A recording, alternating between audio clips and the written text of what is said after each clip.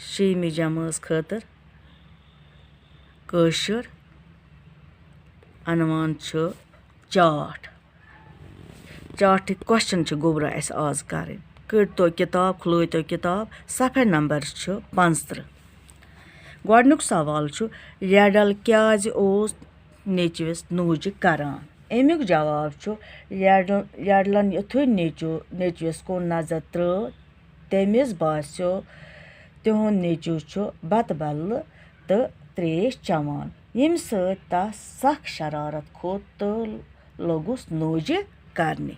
दुयम सवाल रेडल सुन नेचु क्याज ओस वल तो वल त्रेश चवान अत जवाब गोबरो रेडल सुन नेचु ओस एम मूजूब वल तो वल त्रेश चवान जे यह कड़न बेहम बत तह सान तो बत यम गुतुल गुतुल खेन।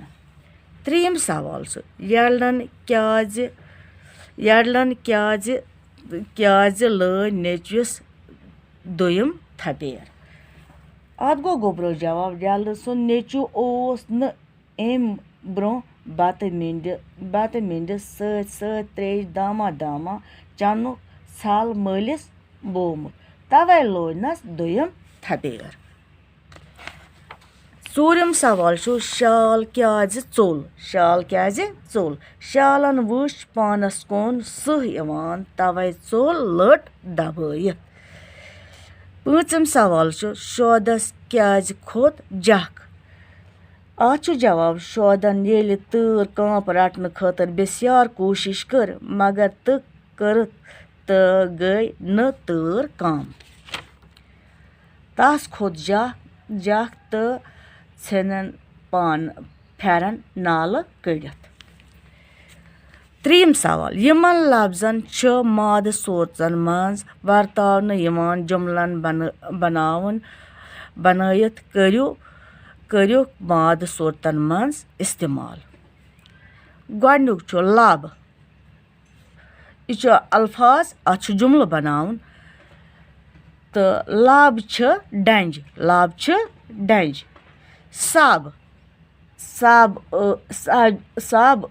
पसो सत भरित रब रूद पेन सत रब वथान डब बुलबुल डब पे बिचान बब शुर बब छाय दिवान जब चारवायन हुंद गजा।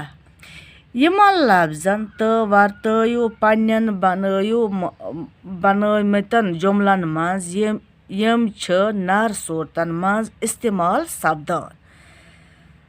नब यम यह अल्फाज बनावन जुमल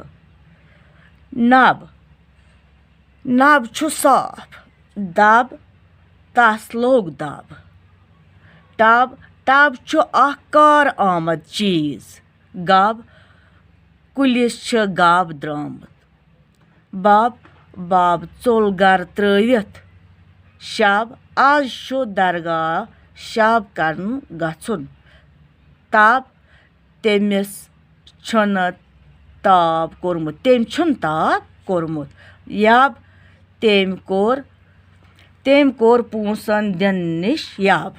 बाकी वसलाम।